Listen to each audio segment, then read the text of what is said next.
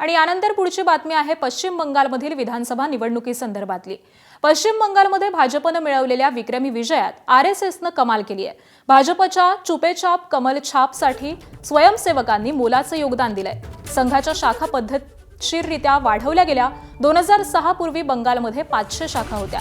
2026 मध्ये तब्बल 5000 नियमित शाखा सुरू आहेत। सरसंघचालकांनी 2021 पासून पश्चिम बंगालचे दौरे वाढवले। तब्बल 13 दौरे त्यांनी केलेत। तर हिंदू हितासाठी संघ परिवारातील संघटना काम करत राहिल्या। रामनवमी उत्सव 2025 मध्ये अत्यंत जल्लोषात साजरा करण्यात आला। 2025 मध्ये हजारो रामनवमी मिरवणुकाही काढण्यात आल्या। तर 100% मतदानासाठी मतदार जागृतीसाठी संघानं कमालीचं काम केलंय। परिवारामधील 14 संलग्न आणि सहयोगी संघटनांनी देखील समर्थपणे मैदानामध्ये त्या उतरल्या। ममता बॅनर्जी आणि त्यांची तृणमूल काँग्रेस, मोदी शहा जोडी, सुवेंदू अधिकारी आणि भाजप नेत्यांशी उघडपणे लढत होती। पण संघ मात्र नेहमीप्रमाणे पडद्यामागे शांतपणे काम करत राहिला। आणि याच सगळ्या संदर्भामध्ये आपण अधिक चर्चा करूयात आमचे प्रतिनिधी रजत वशिष्ठ यांच्याकडून। रजत, भाजपनं पश्चिम बंगालमध्ये मोठं घवघवीत असं यश संपादन केलेलं आहे आणि या सगळ्या यशामध्ये मोठा वाटा आहे तो म्हणजे आरएसएसचा। कशी भूमिका राहिलेली आहे आरएसएसची आणि त्याचबरोबर या स्वयंसेवकांनी कसं योगदान दिलंय?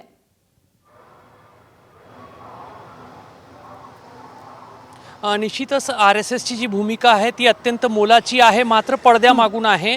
गेल्या काही वर्षांपासून बांगलादेशमधून पश्चिम बंगालमध्ये होणारी घुसखोरी असेल किंवा बांगलादेशमध्ये गेल्या काही महिन्यांमध्ये घडलेल्या घटना असेल, तेव्हापासून संघ जो आहे तो काळजीत होता, चिंतेत होता आणि ती चिंता राजकीय दृष्टिकोनातून नव्हती तर भारताचं ऐक्य कायम राहावं या अनुषंगाने होती। कारण चिकन नेकचं उदाहरण देऊन पश्चिम बंगालचा काही भाग जो आहे तो पुढे भारतापासून तोडला जाईल अशी एक भीती जी आहे ती दाखवली जात होती आणि त्यामुळे संघाने पडद्यामागून यंदाच्या निवडणुकीमध्ये मोठा काम केलेलं आहे।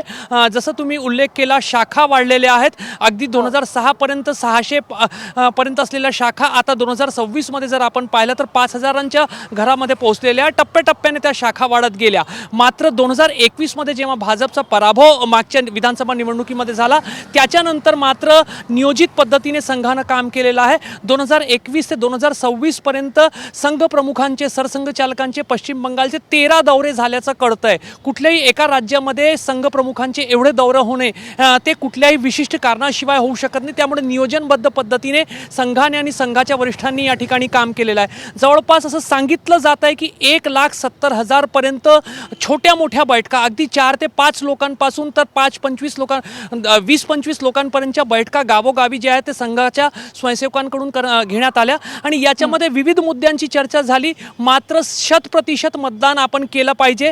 जर वेगवेगळ्या समस्यांवरचा उपाय शोधायचा असेल तर सर्वात पहिले मतदान केलं पाहिजे हे संघाच्या स्वयंसेवकांनी लोकांना सांगितलं आणि त्यामुळे SIR झाला, 91 लाख मतं कमी झाली। मात्र तरीही मतदान जो आहे तो संख्येमध्ये आणि टक्केवारीमध्ये वाढला। 92% मतदान यंदा दोन्ही फेजेसमध्ये पश्चिम बंगालमध्ये झालेला आहे। त्यामुळे तो मतदान जो वाढला त्याच्या मागे संघाची भूमिका जी आहे ती अत्यंत मोलाची आहे आणि संघाचे जे विविध सहयोगी संघटना ABVP असेल, भारतीय BMS असेल किंवा किसान संघ असेल, असे विविध संघटना जे आहेत ते बंगालमध्ये वेगवेगळ्या क्षेत्रात कार्यरत होते आणि त्याचे परिणाम जे आहेत संबंधित या सगळ्या संघटना यांची भूमिका ही अत्यंत महत्त्वाची ठरलेली आहे। धन्यवाद रजत या सगळ्या सविस्तर माहितीसाठी।